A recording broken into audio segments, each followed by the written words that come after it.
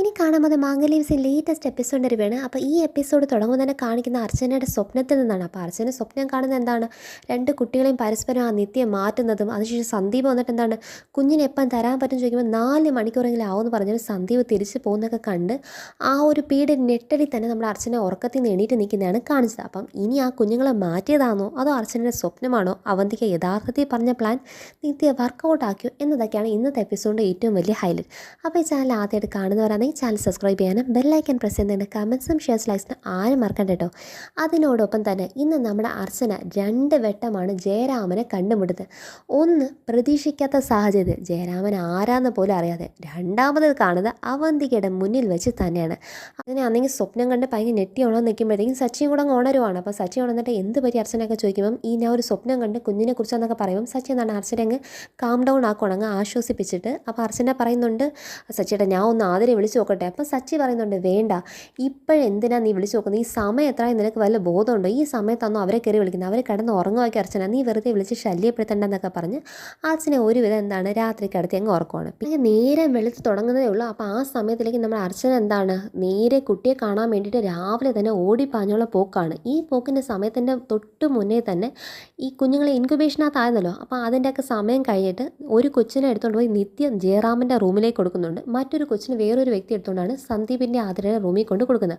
അപ്പോൾ അങ്ങനെ വീണ്ടും തിരിച്ചിട്ടപ്പോൾ അത്രയ്ക്ക് സന്തോഷം, കാരണം ഇത്രയും നേരം കുഞ്ഞ് അടുത്തില്ലായിരുന്നല്ലോ. അപ്പം ആ അകൽച്ചയുടെ ഒരു വെമ്പൽ നിന്നതിൻ്റെ സന്തോഷമൊക്കെ ആതിരെ കാണിച്ച് കുഞ്ഞിനെ താലോലിക്കുകയാണ്. അവിടെ അതുപോലെ ജയറാമിൻ്റെ വൈഫും അതുപോലെ കുഞ്ഞിനെ എന്താണ് ഒന്നും അറിയാതെ എന്താണ് താലോലിച്ചുകൊണ്ടിരിക്കുകയാണ്. കുറച്ച് കഴിഞ്ഞപ്പോഴത്തേക്കാവട്ടെ 2 റൂമിനകത്തും പിള്ളേർ ഭയങ്കര കരച്ചിൽ, ഞാൻ ഭയങ്കര കരച്ചിലാണ്, 2 പേരും നിർത്താത്ത കരച്ചിൽ. ഭയങ്കര കൂടുതലായപ്പോഴത്തേക്കും ജയറാമിൻ്റെ വൈഫ് എന്താണ്, അയ്യോ ഏട്ടാ ഇതെന്താ കുഞ്ഞ് കരച്ചിൽ നിർത്തുന്നല്ലോ, ഇൻക്യുബേഷൻ കഴിഞ്ഞിട്ട് ഇത് തന്നെയാണല്ലോ എന്ന് പറയുമ്പോഴത്തേക്ക് ലാസ്റ്റ് എന്താണ് കാണിക്കാൻ വേണ്ടി ആൾ വരുമ്പോഴത്തേക്കും കുഞ്ഞിനൊക്കെ നോർമലാന്ന് പറഞ്ഞിട്ട് നേരെ എന്താണ് അവരെടുത്ത് പുറത്ത് നിന്ന് ഈ കുഞ്ഞിനെന്താണ് വീണ്ടും താലോലിച്ച് ആശ്വസിപ്പിക്കാൻ വേണ്ടി നോക്കുക. അങ്ങനെ ജയറാമനും പുറത്ത് തന്നെ നിൽപ്പുണ്ട്. ഈ സമയത്താണ് അർച്ചന വരുന്നത്. അപ്പോൾ അർച്ചന വരുന്നതും കുഞ്ഞ് ഭയങ്കര കരഞ്ഞുകൊണ്ട്, ഈ ജയറാമിൻ്റെ കുഞ്ഞാണ് ഭയങ്കര കരച്ചിലോടെ നിൽക്കുന്ന കാണുമ്പോൾ അർച്ചന ചോദിക്കുന്നുണ്ട് ഇതെന്താ. അപ്പോഴത്തേക്ക് അവിടെ അവർ പറയുന്നുണ്ട്, അറിയത്തില്ല, പെട്ടെന്ന് ആ ഭയങ്കര കരച്ചിൽ തുടങ്ങി തന്നിട്ട് അവരൊക്കെ എത്ര സമാധാനിപ്പിക്കാൻ നോക്കിയിട്ട് കുഞ്ഞെന്താണ് പാസിഫൈ ആവുന്നില്ല. അപ്പോഴത്തേക്കും അർച്ചന വയ്ക്കുന്നുണ്ട്, ഞാനൊന്ന് എടുത്തു നോക്കട്ടെ. ഈ ജയരാമൻ പറയുന്നുണ്ട്, അതിനെന്താ എടുത്തോ, കുഴപ്പമില്ല. കാരണം ഈ ജയരാമന് ഈ അർച്ചന ആരാന്ന് ഇതുവരെ ഒരു ഐഡിയ ഇല്ല. കാരണം ഈ ജയരാമൻ ഈ നെല്ലിശ്ശേരി അസോസിയേറ്റ്സിൽ വർക്ക് ചെയ്ത സമയത്തൊന്നും അർച്ചന നെല്ലിശ്ശേരിയിൽ മരുമകളായി വന്നിട്ട് പോലുമില്ല. അപ്പം ഒരിക്കലും അറിയത്തില്ല. അവൻ അറിയാവുന്ന എല്ലാം അവന്തിക മാഡത്തിനെ മാത്രമാണ്. അർച്ചന എന്താണ് കുഞ്ഞിനെ കൈയെടുത്ത് കുഞ്ഞിനെന്താണ് ഭയങ്കര താലോലിക്കുക. ഓ എന്ന് പറഞ്ഞിട്ട് കുഞ്ഞ് കരയുന്ന ആ കുഞ്ഞിനെന്താണ് ഭയങ്കര ശാന്തമാക്കാൻ നോക്കുമ്പോൾ കുഞ്ഞ് അർച്ചനയുടെ കൈ വന്നത് മാജിക്ക് പോലെ അങ്ങ് ശാന്തമാണ്. അപ്പോൾ അർച്ചന അങ്ങോട്ടേക്ക് ഇങ്ങോട്ടേക്ക് കൊണ്ട് നടന്ന് ആ കോറിഡോറിൽ തന്നെയാണ് അർച്ചന അങ്ങോട്ടേക്ക് ഇങ്ങോട്ടേക്ക് നടക്കുന്നത്. അപ്പം നടന്ന് കുഞ്ഞെന്താണ് അർച്ചനയുടെ ആ ഒരു മാല ഉണ്ടല്ലോ, ആ മാലയിൽ തന്നെ പിടിച്ച് കുഞ്ഞെന്താണ് ഭയങ്കര ശാന്തമായിട്ട് തന്നെ അങ്ങ് ഉറങ്ങണം. അപ്പോഴത്തേക്ക് എല്ലാവർക്കും അത്ഭുതം, ജയരാമൻ ഉൾപ്പെടെ ഭയങ്കര അത്ഭുതം. കാരണം അർച്ചനയുടെ ആ ഒരു വാത്സല്യത്തിൽ കുഞ്ഞ് അത്രമാത്രം ശാന്തമായല്ലോ എന്ന രീതി. അവരായ പണി 58 നോക്കിയിട്ട് പറ്റാത്ത കാര്യമാണ് അർച്ചനയുടെ കൈ എത്തിയപ്പോഴത്തേക്കും ആ ഒരു മാജിക്ക് സംഭവിക്കുന്നത്. അപ്പോൾ അർച്ചന തിരിച്ച് ആ കുട്ടിയെ കൊടുത്തിട്ട് ഈ ജയരാമൻ ആരാന്നൊന്നും അറിയത്തില്ല. അർച്ചന നേരെ എന്താണ് ആദ്യയുടെ റൂമിലേക്ക് പോകും. ആദ്യയുടെ റൂമിൽ പോയപ്പോൾ അവിടെ അത് തന്നെ അവസ്ഥ, അവിടെ ഭയങ്കര കരച്ചില്ല. അപ്പോഴത്തേക്കും അർച്ചന എന്താണ് കുഞ്ഞിനെ നിങ്ങത്താ എന്ന് പറഞ്ഞിട്ട് കുഞ്ഞിനെ മേടിക്കും. കുഞ്ഞിനെ മേടിച്ച് അർച്ചന അവിടെ എന്താണ് കുഞ്ഞിനെ താലോലിക്കുന്നത്. കുഞ്ഞ് അതുപോലെ തന്നെ ആ കുട്ടിയും അർച്ചനയുടെ മാലയിൽ തന്നെയാണ് പിടിക്കുന്നത്.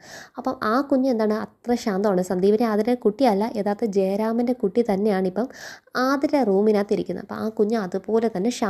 ഈ സമയത്ത് നിത്യ ഫോൺ വിളിക്കുവാണ്. അവന്തിക മാഡത്തിനെ വിളിച്ച് താൻ ചെയ്ത വീരകൃത്യത്തിനെ പറയുകയാണ്, മാഡം ഈ വട്ടം എനിക്കൊന്നും പാളിയിട്ടില്ല, മാഡം ഏൽപ്പിച്ച ജോലി ഞാൻ കൃത്യമായിട്ട് തന്നെ ചെയ്തിട്ടുണ്ട്, പരസ്പരം ഞാൻ കുട്ടികളെ വെച്ച് മാറ്റിയിട്ടുണ്ട് എന്ന് കറക്റ്റ് പറയും. ഇത് ഇപ്പോൾ 1000 ബേബീസിനെ അതിൻ്റെ പോലെ തന്നെ രീതിയിൽ തന്നെയാണ് ഇതിൻ്റെ ഒരു ചെറിയ ഹിൻഡ് പോകുന്നത്.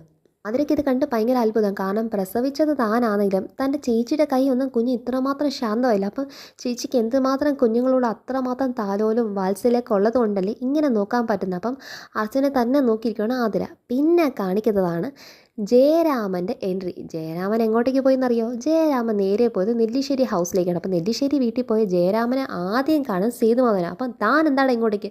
സാറേ എന്നോട് ക്ഷമിക്കണം സാറേ, എൻ്റെ കയ്യിൽ നിന്ന് ഒരു അബദ്ധം പറ്റിപ്പോയി, ഞാൻ ചെയ്തതൊക്കെ തെറ്റാണ് സാറേ, പിന്നെ എനിക്ക് ജോലിയൊന്നും കിട്ടിയിട്ടില്ല. വലിയ മനസ്സ് കാണിച്ച് എങ്ങനെങ്കിലും എന്നോടൊന്ന് ക്ഷമിച്ച് എന്നെ വീണ്ടും നെല്ലിശ്ശേരി തന്നെ തിരിച്ചെടുക്കണം എന്നൊക്കെ പറയുമ്പോൾ ഇത് കൊള്ളാലോ, ഇവിടെ വന്ന് ഇത്രയും പണി ഒപ്പിച്ചിട്ട് ഞാൻ തന്നെ ഇനി തന്നോട് ക്ഷമിച്ച് തന്നെ വീണ്ടും എടുക്കണമെന്നോ? വിശ്വാസവഞ്ചന കാണിച്ചാൽ പിന്നെ അത് പൊറുക്കാൻ പറ്റാത്തൊരു തെറ്റാണ്, താൻ ചെയ്തത് മഹാ തെറ്റാണ്. ഇനി തന്നെ കയറ്റി എന്ത് വിശ്വസിച്ച് തന്നെ ഇനി ഞാൻ വീണ്ടും ആ കമ്പനി തന്നെ കയറ്റും, വീണ്ടും അവിടെ നിന്ന് ഓട്ടിച്ചെടുക്കാനാണോ എന്നൊക്കെ പറയുമ്പോഴത്തേക്ക് അവർ തമ്മിൽ ആർഗ്യുമെൻ്റാണ്. ഈ ആർഗ്യുമെൻ്റൊക്കെ കേട്ടിട്ടും ഈ പറയുന്ന ജയരാമൻ വീണ്ടും കാല് പിടിക്കുക, സാറേ എന്തെങ്കിലും ഒന്ന് കാണിക്കണം, ഒന്ന് കരുണ കാണിക്കണം എന്നൊക്കെ പറയുമ്പം ഈ ജയരാമൻ പറയുന്നുണ്ട്, സാറേ മറ്റൊരു കാര്യം ഞാൻ പറയട്ടെ, എത്രയോ കമ്പനി ജോലിക്ക് വേണ്ടി ശ്രമിച്ചു, ലാസ്റ്റ് അവസാനം ഒരു ഗത്യന്തരം ഇല്ലാതെ വന്നപ്പോഴത്തേക്ക് ഞാൻ എൻ്റെ ഭാര്യയും ജീവിതം അവസാനിപ്പിക്കാമെന്ന് വരെ തീരുമാനിച്ച് വന്നതാണ്. ആ സമയത്താണ് എൻ്റെ ഭാര്യ പ്രഗ്നൻ്റ് ആണെന്നുള്ള കാര്യം അറിയുന്നത്. എത്രയോ നാളുകളുടെ പ്രാർത്ഥനയ്ക്ക് ശേഷം, കല്യാണം കഴിഞ്ഞ് എത്രയോ നാളുകൾ കുട്ടികളില്ലാതെ എന്ന് ഞങ്ങൾക്ക് അത്ര വർഷത്തെ പ്രാർത്ഥനയ്ക്ക് ശേഷം ദൈവമായി തന്നൊരു കുഞ്ഞാണ്. ആ കുഞ്ഞിനെ വേണ്ടാന്ന് വെക്കാൻ ഞങ്ങൾക്ക് തോന്നിയില്ല. അങ്ങനെ ജീവിതം നശിപ്പിച്ച് കളയാനും തോന്നാത്ത കൊണ്ട് മാത്രമാണ് പിടിച്ചെന്ന് ഇതുവരെ ജീവിക്കുന്നത്. ഇപ്പം തന്നെ ഞാൻ സന്ദീപ് സാറിൻ്റെ കുഞ്ഞ് ജനിച്ച അതേ ദിവസം തന്നെയാണ് എൻ്റെ കുട്ടി ജനിച്ചിരിക്കുന്നത്. എന്നെ മോളെ വളർത്താൻ വേണ്ടിയിട്ടാണ് സാറേ, സാർ എന്നോടൊന്ന് കരുണ കാണിച്ച് എന്നെ തിരിച്ച് കയറ്റണമെന്ന് പറയുമ്പം ഈ സേതുമാധവൻ കാരണം സന്ദീപിൻ്റെ കുഞ്ഞ് ജനിച്ച അതേ ദിവസം ജനിച്ച മോളാണെന്ന് പറയുമ്പം സേതുമാധവൻ മനസ്സിന് അലിവ് തോന്നുകയാണ്. അപ്പം കയറ്റാൻ തന്നെ സേതുമാധവൻ തയ്യാറായി കഴിഞ്ഞു. ഈ സമയത്ത് അവന്തികയുടെ വക ട്വിസ്റ്റാ, എടോ തന്നെ ഇവിടെ ജോലിക്ക് എടുക്കാനൊന്നും പറ്റില്ല, താൻ എന്താ കാണിച്ചിട്ടാണ് പോയത്, തനിക്കറിയോ താൻ ഇവിടെ അന്തസ്സായി നിന്ന് തൻ്റെ പൊസിഷൻ എന്ത് വരെ എത്തിയേനെ. നെല്ലിശ്ശേരി അസോസിയേറ്റ് തനിക്ക് ഇന്ന് അവിടെ താൻ അടിച്ചുകൊണ്ട് പോയ അതേ പൈസ തന്നെ തൻ്റെ ശമ്പളമായിട്ട് തനിക്ക് മാസം മാസം മേടിക്കാമെന്ന്. പക്ഷെ താൻ അതൊന്നും താൻ കാണിച്ച വിശ്വാസവഞ്ചന, ഇനി തന്നെ തിരിച്ചെടുക്കാനായിട്ട് ഒരു നിവൃത്തിയില്ല അച്ഛാ, പറ്റത്തില്ല അച്ഛാ എന്നതിന് അവന്തിക അവിടെ ഷോ ഓഫ് കാണിക്കുക. അപ്പോൾ ഈ ഷോ ഓഫ് ആയിട്ട് ജോലി കയറ്റാൻ പറ്റത്തില്ല എന്നുള്ള ആ ഒരു മട്ടി തന്നെ അവന്തിക പറയുമ്പോഴാണ് അർച്ചന തിരിച്ച് ഓട്ടോയിൽ വന്നിറങ്ങുന്നത്. അപ്പോൾ അർച്ചനയെ കാണുന്നതും അവന്തിക്ക് ചെറിയൊരു ഞെട്ടല, ഇവിടെ ഈ സമയത്ത് വന്നു. അപ്പോഴത്തേക്ക് മോള് വന്നല്ലോ, മോള് തന്നെ പറ ഞാൻ എന്താണ് ഇവൻ്റെ കാര്യം ചെയ്യേണ്ടത്. അപ്പോഴത്തേക്ക് കാര്യങ്ങളൊക്കെ സേതുമാധവൻ നടന്ന കാര്യങ്ങളൊക്കെ പറയുവാണ്. ഇവൻ നമ്മുടെ കമ്പനി മുന്നേ വർക്ക് ചെയ്ത വ്യക്തിയാണ്, ഓഫീസിൽ പണത്തിന് കുറേ തിരുമാറി നടത്തിയിട്ടാണ് ഓഫീസിൽ നിന്ന് ഇറങ്ങിപ്പോയത്, അത് വലിയ കേസും കാര്യമൊക്കെ ആയതാണ്.